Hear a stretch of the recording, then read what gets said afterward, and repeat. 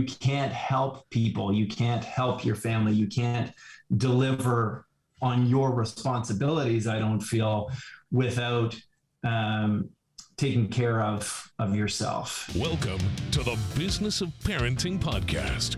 Tune in as we discuss the principles of successful parenting as a business professional. Here's your host, Jason Harris. It's always kind of evolving. You know, when I think about the couple topics that we covered so far, you know, positive learning environment and a safe place to express your emotions, you know, look, there's no end game here, you know, like, you know, it's like, we love like calling it a race, you know, but it's not really a race because there's really no end point to it, right? It's, you know, I almost kind of consider it a marathon, but even there, there's no finish line, but you just have to find that pace that you're comfortable kind of continuing to evolve and run with, and then just continue to move forward with it. Like people's evolution and change is not always comfortable for everybody. It wasn't comfortable for me, you know, like for me to have to change to actually be able to identify my own big emotions and not react to other people's big emotions, because I'm not an emotional person. So when my kids had emotions, it was like, what? No, go to your room. Like, that was my answer. You know, my answer was like, no, you're not having, if the emotion you're having right now, I could barely deal with it. So here's my answer. Go to your room. Right. You know, but it took some time. Now, this is kind of a good segue kind of into our next topic, which is taking care of yourself, you know, as not only as a business owner, but also as a parent. You know, I think definitely, look, both of these jobs are incredibly difficult jobs to do.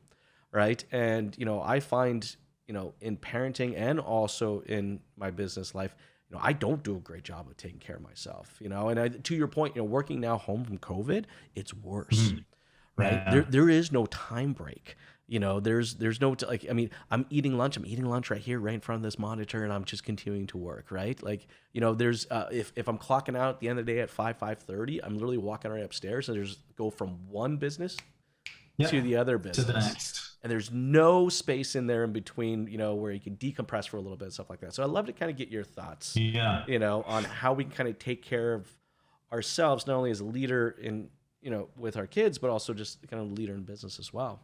Yeah, for sure. Well, I mean, a couple things to get into with this. And, you know, I think number one for me is I have an incredible wife who really has helped me to require, or to, you know, has helped me find that balance. Like I'm straight up, you know, in the category of workaholic. Probably, you know, I describe it differently. I love what I do. Yes. Right. But it means that, you know, if it's 8 o'clock at night, you know, or first thing in the morning, I'm just as happy working away, or, you know, 3 o'clock in the morning, whatever, depends on the task that gets me engaged.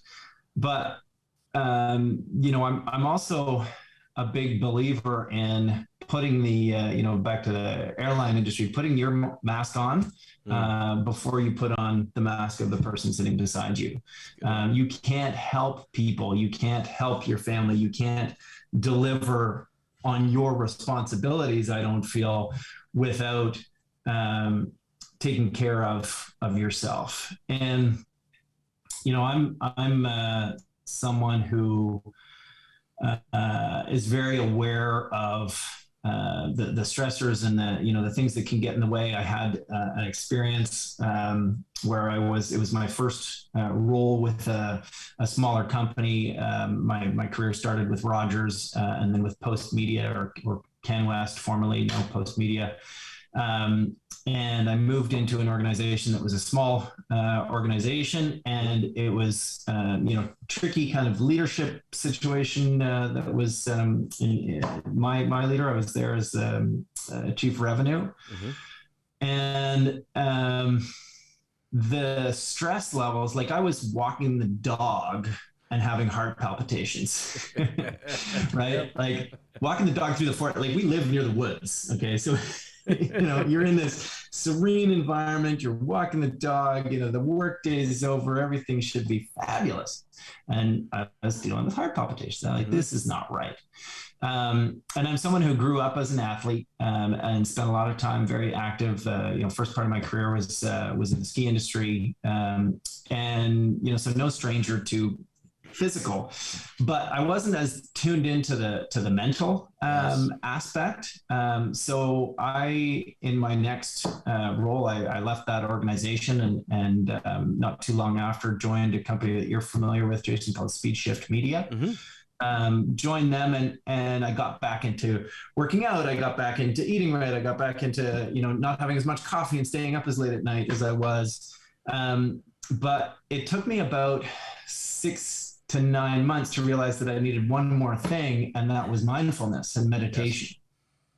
And, I could go on this massive diatribe about meditation, but frankly, you can YouTube and get all the information about meditation that you want. For me, it has worked extremely well. Today, my routine, and people may gawk at the routine, but I literally spend, and I'm not taking it from anyone because I do it very early in the day, for sure, but I literally spend about 3 hours on me and on planning my day every day. So I wake up in the morning and I meditate, and then I journal, and then I write out the plan for my day, and then I do some cardio, and I work out, and then I shower, have my shake, and I'm at my desk for 8:30 or whatever it is. But that kind of focused start to the day, that very intentional and now habitual practice has got me into a space where my glass is like my glass of what I can handle is completely full at the start of the day. And we deal with a lot in operating businesses. We deal with a lot in handling the automotive business through supply chain issues and inventory shortages, right? We deal with a lot every single day. So the next piece in that gap that you're talking about between 5:30 and getting into the family experience, I've actually added mindfulness there too. And that started when I was in my last year at Speed Shift, where I would meditate for 20 minutes before leaving the office. And now I similarly, I don't do it every day. But no, to your point, you have to refill the tank. Right. I mean, I love it. You're up around 5, you're getting your 3 hours in, right. Before, and your tank is full. Right. Yeah. And, I just think for a lot of people right now, because a lot of people are working from home, that they don't have that decompression and recompress, kind of time or refill point, in the day where they can take the 20 minutes or 30 minutes on their way home. I used to do it with podcasts, right? I used to I drive home, I got my 30 minutes, I throw on a podcast or something like that. And it was just and I could just so that I can just decompress everything from the rest of the day, start with the new business that's coming up by the time I get home, but I love the fact you bring up routine, right? Because I that is such a key point, and not everyone's routine has to be the same. I love your routine. My routine is somewhat similar. I'm a 5 a.m., kind of a person as well. I have a walking desk, so I actually probably hacked it too much. Where I actually kind of walk and jog while I'm still working. Nice. Thanks for tuning in to the Business of Parenting podcast with your host, Jason Harris. Don't want to miss new content? Be sure to check out the full podcast library at strategywithjason.com to stay in the know. Remember to like, comment, and subscribe. Happy podcasting.